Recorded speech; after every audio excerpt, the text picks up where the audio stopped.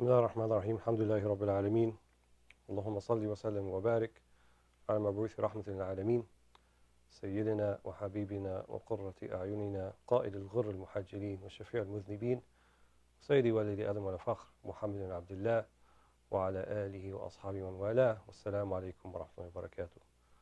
So I want to thank Dr. Ayub Palmer and the rest of the Beacon team for arranging these set of sessions, inshallah, that will operate weekly, bi'idhnillahi ta'ala, at least through the beginning of Ramadan, inshallah, and we'll see how things progress after that.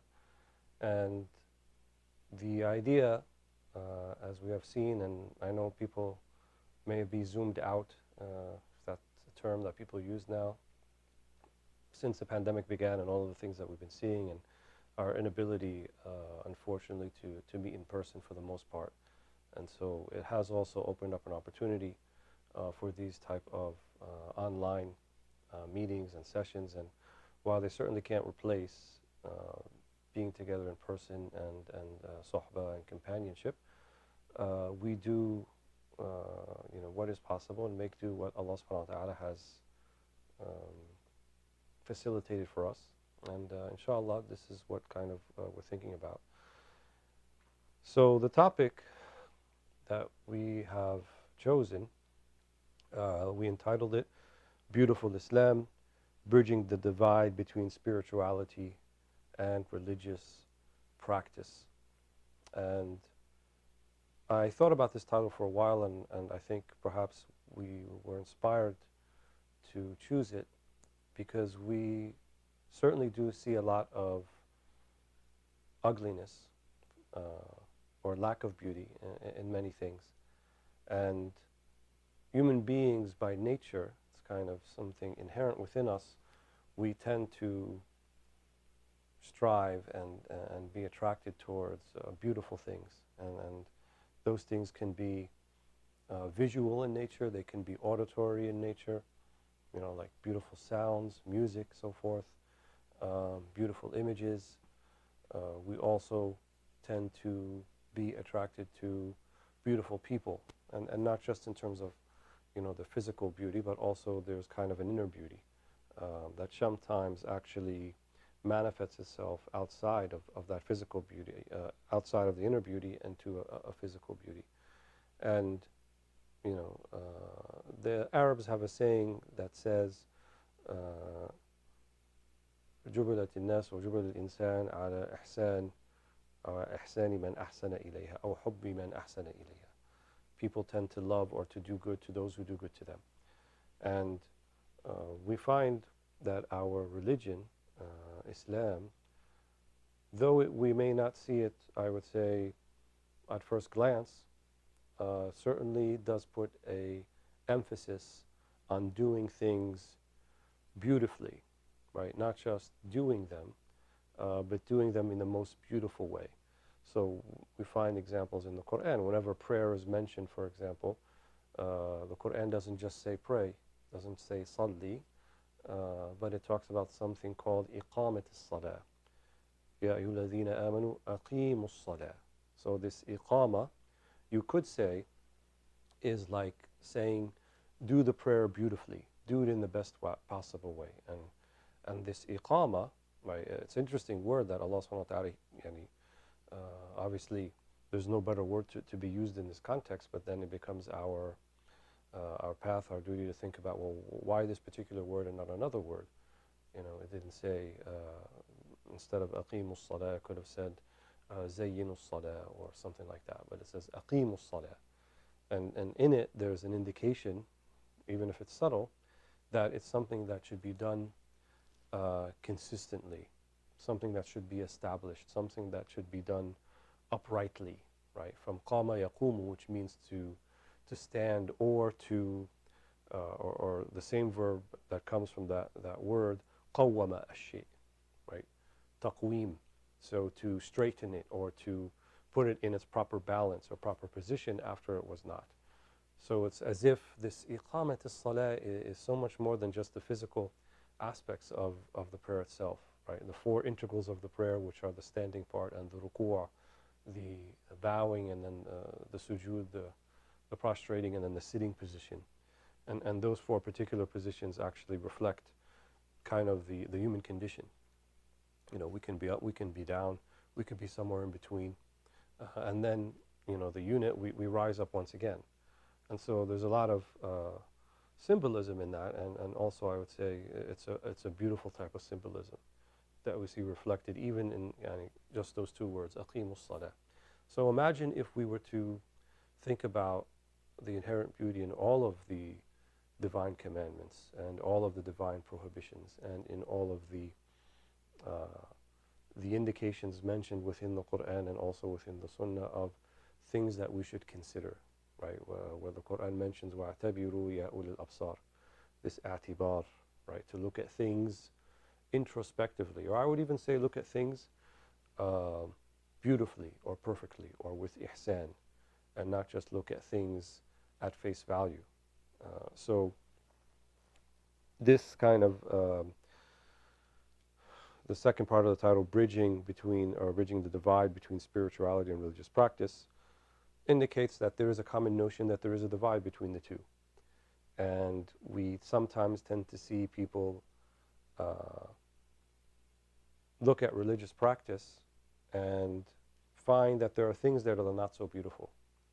And I will speak about the difference between religion and religiosity in more detail in a little bit, or between ad-din wa tadayyun.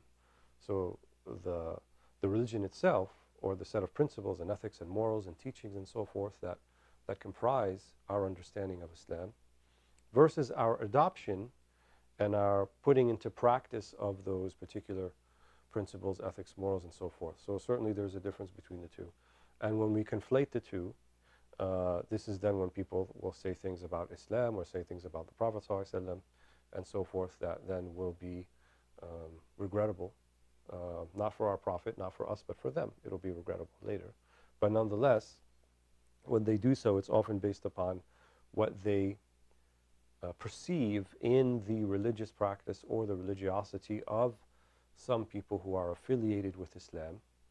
And when I mean by affiliated, I don't mean they're not Muslim, but they are doing something and somehow in the practice of their Islam that may not be in the best manner, or that may not bring forth or engender the best meanings of the deen. So I also wanted to kind of touch upon the idea of beauty to begin with. Arabic language is kind of interesting in that the word for beauty generally we say is jamal. And we don't really find too many instances of that word in the Quran per se. The one I can think of is على لسان سيدنا يعقوب فصبر جميل. The Prophet Jacob or Yaqub, when he was told that the 11 sons of Jacob came back and they said, we've lost Yusuf, and the wolf ate him, and here's the bloody shirt, and he was despondent and a little obviously doubting their story, but he said sabrun jamil, right? I will have a beautiful patience, a beautiful patience. So the word jamal or jamil, which is the attribute beautiful, doesn't necessarily kind of capture all of the meanings when we talk about this idea of beautiful Islam. There are other words that reflect it as well. So like al-husn wal-ihsan also definitely, most certainly would reflect much of that. And I mentioned that just a few minutes ago. جُبِلَتِ النُّفُوسُ أو على حُبِّ مَنْ أَحْسَنَ إِلَيْهَا. Right, the souls, they love those who practice ihsan towards them. So al-husn wal-ihsan actually, it means beauty, it means excellence, and then it means the reciprocating of that, which is the ihsan, to do beauty or to do good or to bring excellence to others. And indeed, many of us know the hadith of Jibreel alayhi salam, Gabriel, as it's often referred to. And the third thing that he asked the Prophet ﷺ, أخبرني عن الإحسان. Tell me about this thing called ihsan, which is the verb that comes from hasuna, which means to be good or to be beautiful. So ihsan then means to reciprocate or to do good or bring beauty to others. And what did the Prophet ﷺ reply back to that particular request or that question? الإحسان أن تعبد الله كأنك ترى فإن لم تكن تراه فإنه يراك. So he expressed it in something that's a modality, which means how to do something. So it wasn't, he didn't say what to do, but rather he responded by how to go about doing it. So the first two questions that were about Iman and Islam, أخبرني عن الإيمان, and then he talked about the 6 pillars of faith, and then أخبرني عن الإسلام, which are the 5 pillars of practice that we all know. But then when it comes to this question about Ihsan, he answers in a different way. He doesn't have a list of things or things that are to be believed or to be taken as true, such as in terms of Iman.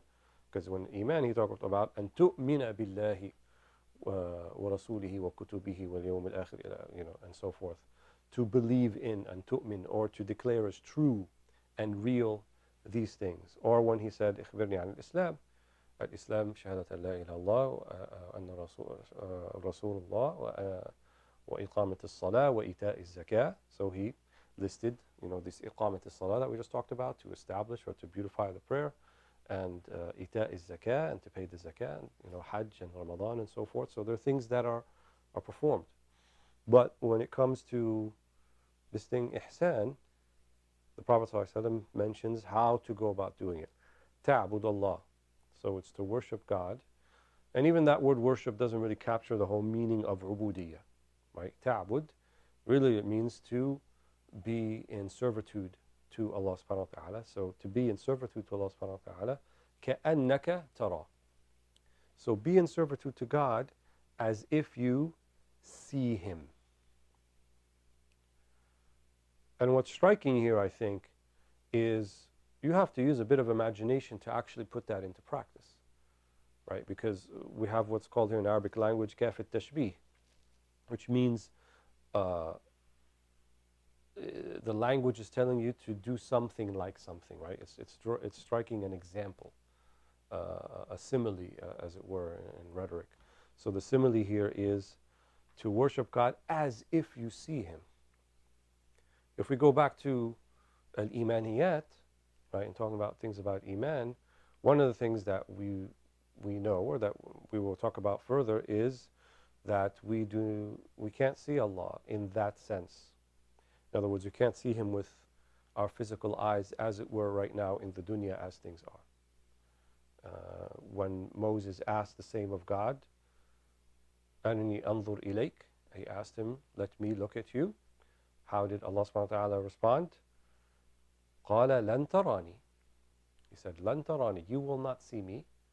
But then he redirected his vision to something else, or redirected his attention to something else. And this is actually crucial and pivotal for if we are to understand our relationship with Allah subhanahu wa ta'ala. So what did he redirect him to? وَلَكِنْ أَنظُرْ إِلَى الْجَبَلِ. Rather look to the mountain. What's the mountain? Well, the mountain is a creation of Allah. It seems immutable, immovable. Nothing can shake it. When we think of mountain, we think of something that anchors the earth, something that's foreboding and prohibitive, and you can't, climb a mountain seems like a big deal. But then he told him, وَلَكِنْ أَنظُرْ إِلَى الْجَبَلِ. Look to the mountain. فَإِنِ اسْتَقَرَّ مَكَانَهُ فَسَوْفَ تَرَانِي. If it stays in its place, then you will see me. But it didn't stay in its place. What happened? فَلَمَّا تَجَلَّى رَبُّهُ لِلْجَبَلِ جَعَلَهُ دَكًّا وَخَرَّ مُوسَى صَعِقًا قَالَ إِنِّي تُبْتُ إِلَيْكَ. So Allah did something to the mountain. What is the word that was used here? فَلَمَّا تَجَلَّى رَبُّهُ لِلْجَبَلِ. This word tajalli, and it's often found in books about spirituality and tasawwuf and so forth, often. But here it's used very much in that same way in the Quranic context. فَلَمَّا تَجَلَّى رَبُّهُ لِلْجَبَلِ. So when his Lord tajalla, and we could say manifested, right? What did he manifest? He manifested something of the divine power, which is a divine attribute, upon the mountain. فَلَمَّا تَجَلَّى رَبُّهُ لِلْجَبَلِ جَعَلَهُ دَكًّا. It became as flat as the earth. وَخَرَّ مُوسَى صاعقة. And Musa fell down in prostration and said, I have repented. So here, early on, hundreds, if not thousands of years before the Prophet Muhammad ﷺ, Allah subhanahu wa ta'ala is showing us in this recounting of the story here in the Quran, where should our direction be? And I would say there's a relationship between that particular redirection of Moses alayhi salam, and then here in Jibreel asking the Prophet ﷺ what is Ihsan, and then the Prophet ﷺ responding, Al-Ihsan an ta'bud Allah ka'annaka tara. So to worship Him as if you see Him. And also what should not be lost upon us is al-higag al-wahiyah, right? The false counter-arguments that you will find also mentioned in the Quran for people who don't want to believe in God. And they ask for proof. What did the people of Moses say to him? Arina Allah jahra. They asked the same thing. Arina Allah jahra. Let us see. Give us some physical evidence. And even now in our culture, we see often this idea of, you have to prove the existence of God. Is there like, some particle, the God particle, that can prove that? And is it something, physically that we can measure and that, we can have an appreciation for, and so forth, and, as it goes. But when Allah says to Moses, لَن تَرَانِي, there also is an indication that you will not see me because I am unable to be seen by your physical eyes. So let alone any sort of empirical instrument. So Allah cannot be measured, right? He cannot be seen. He cannot be perceived in that way by the physical senses because Allah subhanahu wa ta'ala is beyond physicalities. Hence, when the Prophet ﷺ said, تَعْبُدُ اللَّهَ كَأَنَّكَ تَرَى, worship Him as if you see Him, because you cannot see Him with these eyes in this dunya. But you'll see Him with another set of eyes, not in this dunya, right? And it's interesting that when it's described in the Quran, what is the word that is used? لِلَّذِينَ أَحْسَنُوا الْحُسْنَى وَزِيَادَةً. لِلَّذِينَ أَحْسَنُوا, those who practice ihsan, same word that's used in the hadith. What do they get? Al-Husna. So the Mufassirun, the exegetes of the Quran, they said Al-Husna hina al-Jannah, that is paradise. And then comes this phrase, وَزِيَادَةً, right? وَزِيَادَةً, and something extra, something more than that. They said وَزِيَادَةً هُنَا الرُّؤْيَةِ إِلَى وَجْهِ الْكَرِيمِ, is to gaze upon the countenance of God in the afterlife, or the beatific vision. This is the ziyada that is added to al-husna, which seems almost counterintuitive because you would think, well, that should be the husna, that's the real thing, and then the jannah is kind of the ziyada. And for some, that will be the case. For some, all they will do is rest their eyes upon the countenance of God in a manner that's commensurate with His majesty in the next life. But that moment will be the epitome of all beauty. Nothing could be more beautiful than Allah, because Allah subhanahu wa ta'ala is the source of beauty. Which brings us into the other word that's sometimes used for beauty, and the parable that's used, nur, light. So we also see this parable of light and darkness within the Quran, right? Allahu nuru samawati wal ard. Allahu nuru samawati wal ard. Allah is the light of the samawat and of the ard. Allah is the light of the heavens and in the earth. In other words, the light of everything. He is the source of light. And not just obviously physical light of the sun, but the inner light, the light of beauty, the light of the primordial act of beauty, which is the act of existence, or creating, or putting things into existence, right? Because without that, there is no beauty beyond that. If the most primal and significant act of beauty, the most beautiful thing that Allah has done, at least from our perspective, is that He created us, that He put us into existence. And that was an act of beauty, and that was an act of love, and that was an act of divine grace. Because as we've said in many classes and over, Allah subhanahu wa ta'ala could have chosen an infinite number of other possibilities besides creating the individual that you are, the individual that I am, or that your parents are, or that your friends are, or whoever. Infinite number of possibilities that could have been something besides that.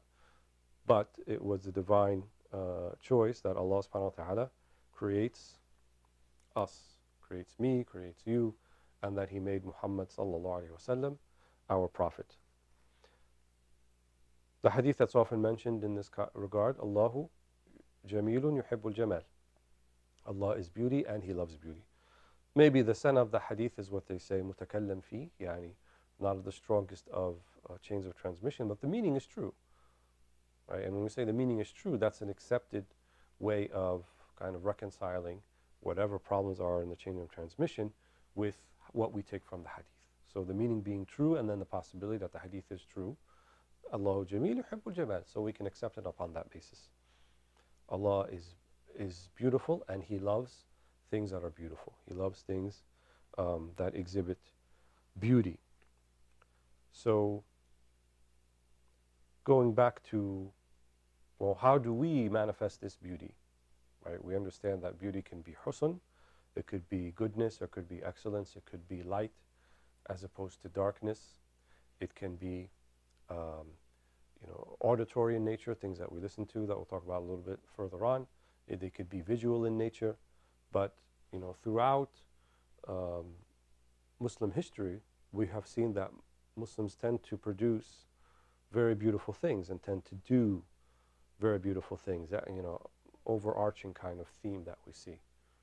The things that they created, the things that they built, or even architecturally, right, that were within kind of the paradigm of Muslim excellence and Muslim learning and understanding, not the modern things that we see today, but kind of the things that were traditionally built with those traditional modes of creativity and thinking.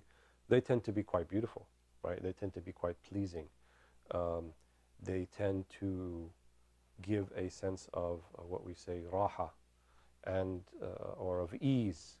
And we see in the way that Muslims built these things, the way that they built the masajid, the mosque, for example, often with very high ceilings, lots of open spaces, often adorned on the walls with beautiful things. The Umayyad Mosque, for example, in Damascus, the whole facade of the courtyard is just one big sort of picture of paradise, or I should say a conception of paradise. The motif of the garden, as it were. And then you find, also the motif of beautifying the Arabic script, something also that developed within Muslim culture and Muslim tradition. And then the beauty of the use of geometric shapes, also something that developed within the Muslim tradition. And you don't have a sense of Muslims trying to bring forth or reflect whatever was ugly in the world. And I don't mean to disparage, and draw the kind of cliche example between Western art and Islamic art, but if you go to the Louvre, or if you go to the New York Metropolitan Museum of Art, and you look at what Europe produced from the 14th, 15th, 16th, 17th, 18th centuries, you see violence, you see ugliness, you see depictions of people getting killed, and people being trampled upon, and armies invading. And not all of Western art is like that, but certainly a good part of it is. And you don't find that in Muslim-produced art. You don't find depictions of this. You don't find that Muslims built grand monuments to their conquests and their victories. Muslims never built a Rome. We didn't build monuments as homage to our victories over other peoples. Mecca and Medina, for the most part, throughout its history, even after the period of Muslim expansion all the way east to China and all the way west to the Pyrenees, you didn't find this sort of homage being paid back in Mecca or in Medina. They didn't bring back, certain monuments and plant them there as a tribute to their victories. Compared to, let's say, the French, or many European countries who basically pillaged and robbed countries like Egypt and like Syria and like Morocco and brought these monuments and these artifacts back to their countries, literally stole them and then claimed them as their own. We had no such thing in Muslim culture and Muslim tradition, because it wasn't a beautiful thing to do, right? They were trying to bring meaning and trying to bring beauty to people. And even the way that they dealt with other cultures was not one of trampling upon that culture and trying to remove every fabric of it. Rather, it was more a centuries-long program of synthesis with that culture. So you find that Muslims in Indonesia have a particular style, the way they dress, the way they eat, the way that they conduct their marriages, their familial relations, and so forth, that is maybe vary from the style, the way that people do it in Morocco, or the way that people do it in Yemen, or the way that people do it in West Africa. And so all of that is an indication that Muslims also recognize there is beauty in other cultures as well. And the prophetic example shows us that. The Prophet ﷺ, he wore many different sort of styles. He didn't just wear what was indigenous to his own particular culture. The Shama'il mentions that he had, you know, an Azerbaijani or a garment that was made in Azerbaijan, whose the sleeves were so tight he couldn't actually roll them up. And he wore other garments from Yemen and so forth, and some of them were striped, some of them were solid, and so forth. So even within the prophetic practice, during the early prophetic period, we find this recognition that there are things to be learned and things to be the objects of beauty in other cultures. And the Prophet ﷺ himself said, "Utlubul ilm walau fi sin." You know, seek knowledge even in China. That there are things. وَالْحِكْمَةُ ضَالَةُ الْمُؤْمِنِ أَيْنَمَا وَجَدَهَا فَهُوَ أَوْلَى بِهَا. And wisdom is the lost property of the believer. Wherever he may find it, then he has the most right to it. And so there's an indication that you know, other peoples, and even they may differ with you in creed and belief system, but nevertheless they can still benefit you with something and bring something that you will find not just beneficial but also beautiful. And Muslim architecture certainly was a synthesis of other architecture. You know, the domes that we think are indigenous to Islam, and the arches, and even the minarets, the way they're built now, were not indigenous to 7th century Arabia. They didn't have anything like that. These were things that were later integrated in. So then, you know, the question becomes, again, where's the disconnect? If Muslims were able to do this in the past, and were able to do it quite well, and quite proficiently, and again, quite beautifully, then how come we're not really seeing that? And we tend to see, on occasion, some ugliness emanating from us. How does one contend with that? And what is it that we should be thinking about? What is that we should be doing? So, generally, we tell people that in order for us to kind of reimagine or reacquaint ourselves with who we are, we have to study. We have to study, right? Despite all of the trauma that the Ummah has undergone in the past 200 or 300 years, our tradition, at least in its written form, and I would say to a great extent in its oral form, has been preserved and has not been lost. It is still there, it still can be tapped into. It's just that the white noise surrounding it is a lot, is great. And so it's sometimes difficult to kind of, you know, separate the wheat from the chaff, from, you know, or as they say in Arabic, al-ghath min as-samin, right? To separate that which is real and that which is not, that which is beneficial from that which is not. And some of the Arabs, they have a saying that wisdom is the ability to able to separate good from bad and bad from good, to recognize that, or to see within a single entity the good of it and leave the bad. So, you know, good and bad or beauty and ugliness are not absolutes. You know, every entity, human being, creature, has something that we may find that is beautiful, that is good, and may find something else. And certainly the believers as a body are like that too. They're going to have the good amongst us, and those are going to be also those who are not so good. But to be able to discern between that which is good and that which is bad is something that is very important for Muslims should have. And that's not really an intellectual skill as much as it's a spiritual skill.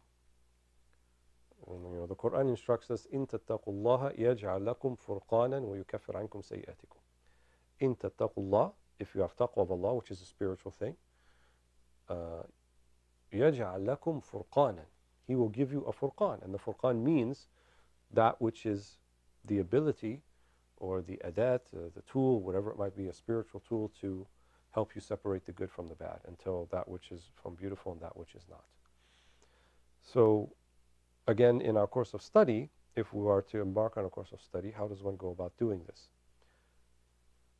And I want to talk a little bit about how we approach study and specifically some of the Islamic sciences. So I have some notes here in front of me that I will share eventually with everybody. And what I have here, I say that the ulama had different objectives in the books that they wrote. In the manner by which that they put out ilm, the manner which they disseminated knowledge, certainly they had objectives. And these objectives were never divorced from the context of their time. And that's a very important thing to remember, because sometimes we read these texts and we fail to see who the text is addressing originally, the context of the time of the particular text. And then we tend to take whatever we're reading from it and we universalize it. And in doing so, we can make quite a number of errors in practice and in judgment when we do that. So it's important to dig a little deeper and delve a little bit deeper. Imam Malik, for example, was renowned for his caution, his scrupulousness, his wara, in terms of addressing contexts he was not familiar with. The very famous example of the group from Al-Andalus, or Muslim Spain, who came to him and asked him something like 48 questions. It was recorded by Qadi Iyad fi Tartib al-Madarik. And to 36 of them he said, I don't know. So 36 of the 48 questions said, I don't know. And they were a little surprised. They said, we came all the way from Al-Andalus to ask you these questions, and then you are who we think to be min a'lam ahli al-ard, from amongst the most knowledgeable of imams on the face of the planet, and you tell us, I don't know. They said, what should we tell the people when we go back? He said, tell them Malik doesn't know.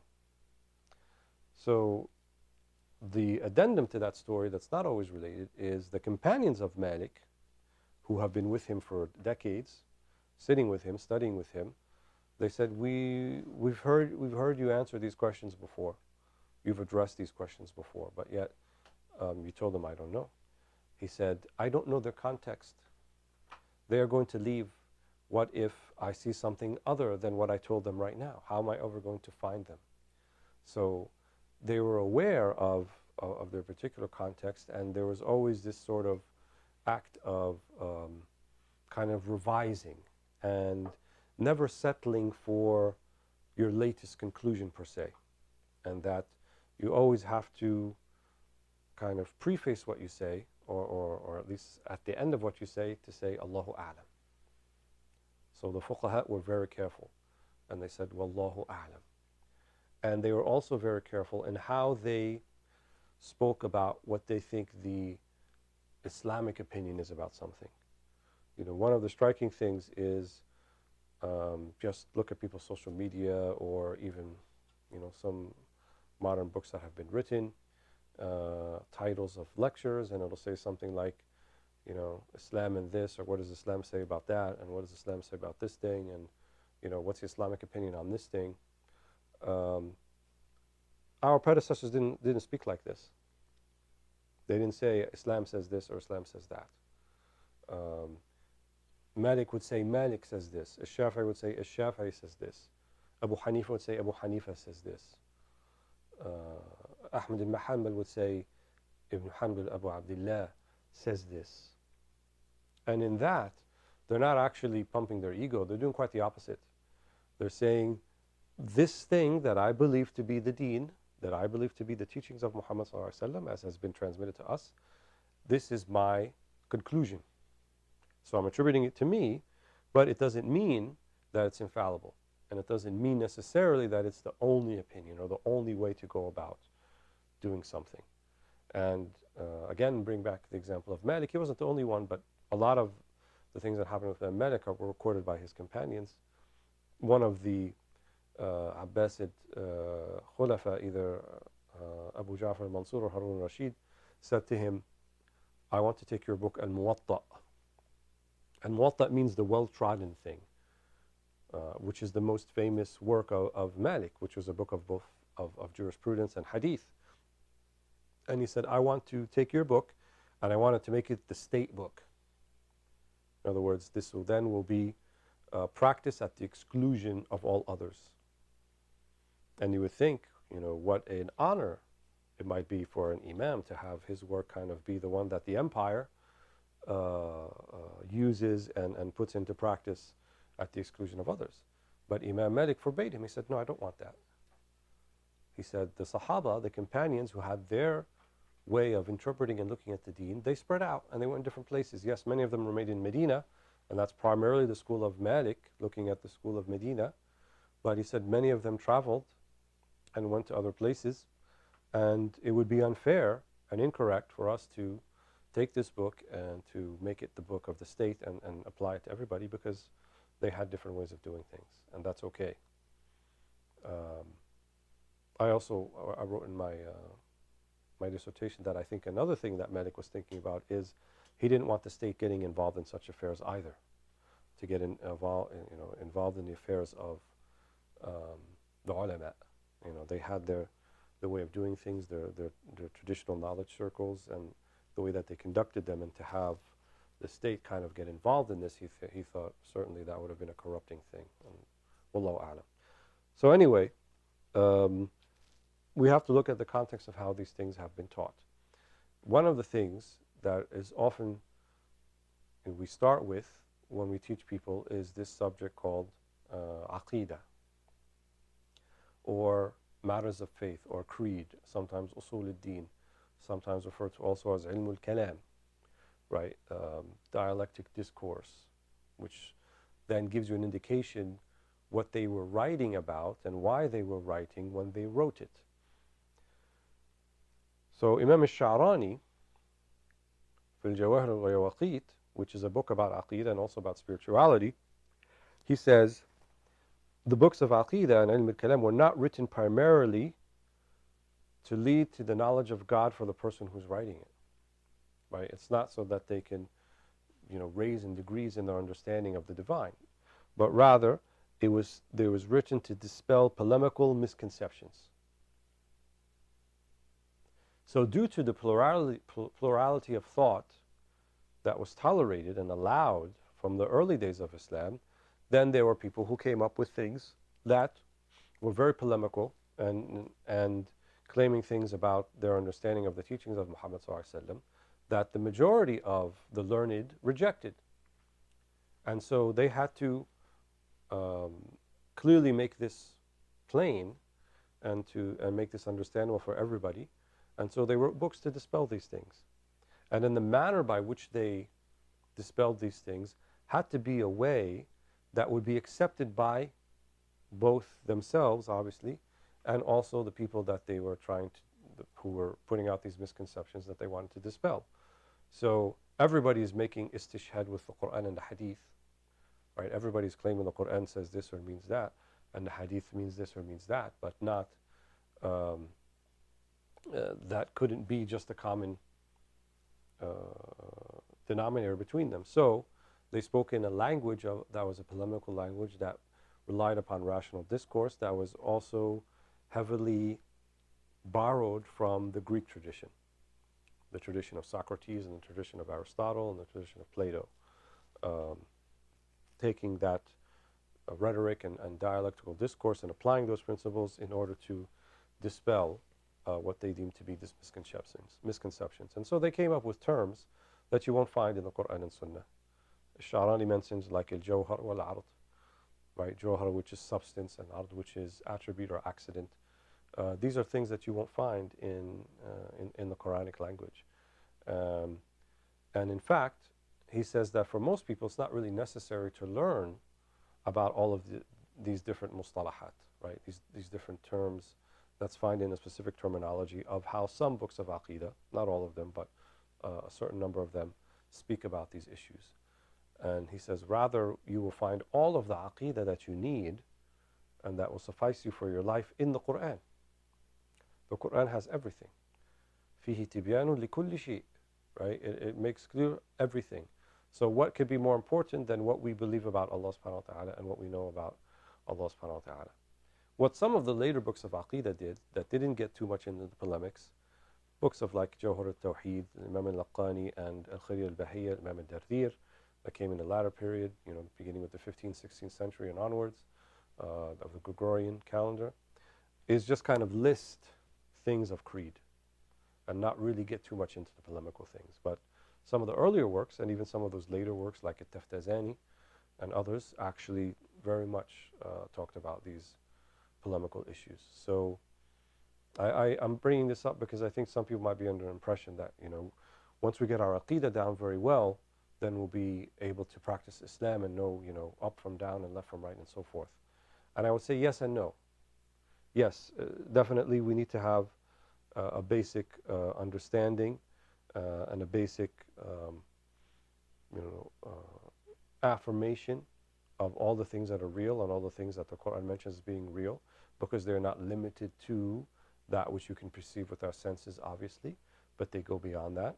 And certain things we can only know by the Quran informing us, like a trusted authority, like the Quran and Hadith, what's referred to as a sam'iyat in the science of Aqidah or eschatology, which is talking about things of the unseen realm and things of the afterlife, like the paradise and heaven and as-sirat, the bridge that we'll cross over, and then Hawd al-Nabi sallallahu alaihi wasallam, the pond of the Prophet sallallahu alaihi wasallam. So these are things that are mentioned sometimes in the Hadith, sometimes in the Quran, that are important to affirm and things that we should teach our children and so forth. But going back to the Ihsan part, right? How do we actually practice? How do we go about doing it? That's kind of, I think, the crucial aspect here. تَعْبُدُ اللَّهَ كَأَنَّكَ تَرَى, to worship Allah subhanahu wa ta'ala as if you see Him. So as I said before, it requires imagination. You have to imagine that you can see Allah subhanahu wa ta'ala. So if you can't really see Allah subhanahu wa ta'ala with your eyes, then how do you actually try to see Him? Well, the second part of that gives you the baby steps, or the first steps to do that, where it says, فَإِن لَمْ تَكُنْ تَرَاهُ فَإِنَّهُ يَرَاكَ. But if you can't see Him, like you don't have that imagination, or that what's called the mushahada, to behold God in everything, فَإِن لَمْ تَكُنْ تَرَاهُ فَإِنَّهُ يَرَاكَ, then know that He sees you. So it takes us from this sort of very spiritual, somewhat imaginative way of going about being a servant of God. If you're not there yet, start with something that is more palpable and something that I would say is more easily intellectually digestible, in the sense, know that God sees you, right? So knowing that God sees you is actually an affirmation, right? It's a basic tenet of creed, that Allah subhanahu wa ta'ala is mawjood. Allah subhanahu wa ta'ala exists. And if Allah exists, and I believe all of the requisite attributes that come with His existence, His omniscience, His omnipotence, He knows everything, He sees everything, nothing escapes Him, لا يخفى عليه شيء في الأرض ولا في السماء, as the Quran says, then that means He sees everything I do. وَاللَّهُ مَعَكُمْ أَيْنَمَا كُنْتُمْ. Again, Quran, Allah is with you wherever you are. What is this witness? Certainly this witness is knowledge. So Allah's knowledge is with you. There's nowhere you can escape He can't see you, and that He doesn't know what you're doing. So if I affirm that as a matter or a tenet of creed, then it follows from that, that's my first steps towards elevating, inshallah, to this sort of higher spiritual plane of where I can behold the divine in everything, right? Because it's not just about you now when it says فَإِن لَمْ تَكُنْ تَرَوْا فَإِنَّهُ يَرَاكَ. إِنَّهُ يَرَاكَ أَنْتَ. So He sees you. But the first one, تَعْبُدُ اللَّهَ كَأَنَّكَ تَرَى, as if you see Him. So you are the beholder in the first one.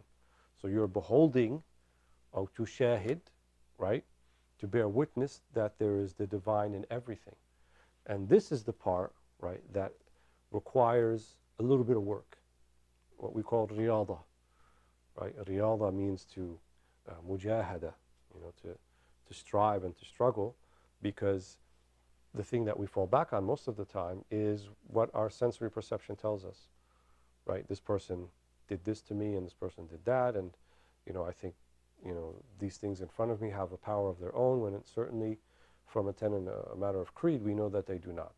So this will be the struggle that we'll attempt to do that. And when we can do that, when we start putting that into practice, then things will not only kind of fall into place better for us, but things will become more beautiful to us. Right? We will see even the beauty in the darkness of night. We'll see the beauty in solitude, just as we see the beauty in the multitude. We will see the beauty in the sun, just as we see the beauty in the rain. Because why? All of those things then have to be manifestations of beholding the divine. So let's take a few steps back and go back to what we said about Moses alayhi salam. فَلَمَّا تَجَلَّى رَبُّهُ لِلْجَبَلِ جَعَلَهُ دَكًّا وَخَرَّ مُوسَى صَاعِقًا. So this tajalli, فَلَمَّا تَجَلَّى رَبُّهُ لِلْجَبَلِ. So really the doctrine of a tajalliyat, let's call it that, or seeing the divine manifestation in everything, is the key to ihsan.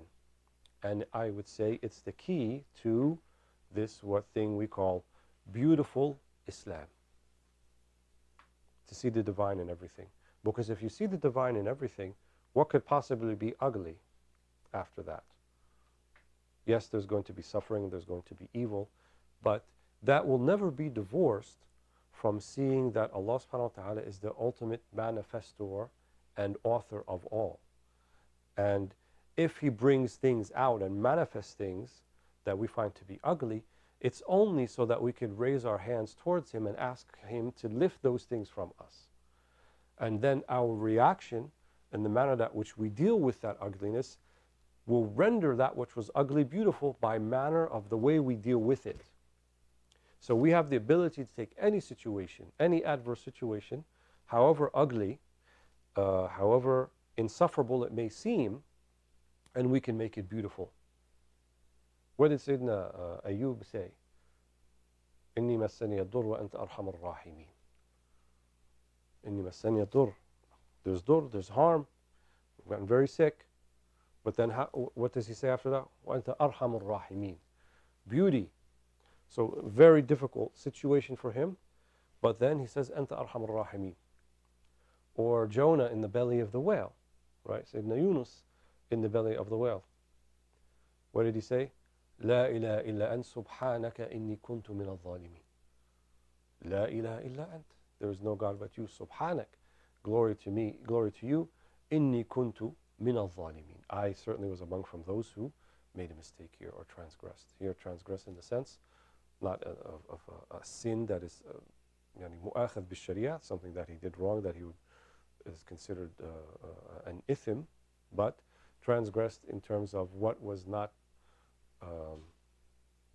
commensurate with his maqam, commensurate with his lofty status as a prophet. Then he said, سبحانك لا أنت إني سبحانك لا أنت إني كنت من الظالمين. لا إله أنت سبحانك إني كنت من الظالمين. So it was like a plea, but it was a plea that was beautiful. Or what we mentioned earlier, Yaqub, Jacob alayhi salam, فصبر جميل. فصبر جميل. Patience, forbearance, but a beautiful patience, a beautiful forbearance. And ناهيك عن النبي صلى الله عليه وسلم. Think about all of the beautiful things that our own Prophet صلى الله عليه وسلم, the way he dealt with adversity, his mercy, his kindness, his gentleness. Whole books have been written just about all of these beautiful attributes about the Prophet صلى الله عليه وسلم. What's called the shama'il, right? And the shimal is the attribute. So the shama'il talks about all of the beautiful things that the Prophet صلى الله عليه وسلم manifested both outwardly and inwardly. And that beauty was predicated upon balance and upon temperance and upon grace and upon providence and all of the beautiful virtues that we would think we would find in the greatest of all human beings. We do find them, obviously, and in abundance and perhaps beyond measure, perhaps beyond what we could possibly fathom. So I think now we've actually reached the end of our time. 1 hour has passed. And I just wanted to kind of do an introduction here for this. And in the following weeks, as mentioned in the blurb about the class, we will be following the Hikam of Ibn Ata'illah Secondary. And in the next class, I'll talk a little bit more about that. But this book, we will see, is kind of a primer to teach us how to go about worshiping God as if we see Him. And putting into practice, in other words, embodying within our hearts all of the meanings that we study in Creed, namely Tawheed, right? Tawheed is the intrinsic oneness of everything, because the divine is one, Allah is one, so Allah is one in His essence, He's one in His names and attributes, and He's one in all of the divine acts. And so to see that, right, to imbibe that and to live your life never being unaware of that is the key to what we mentioned earlier as beautiful Islam. So, barakallahu feekum, jazakumullah khair.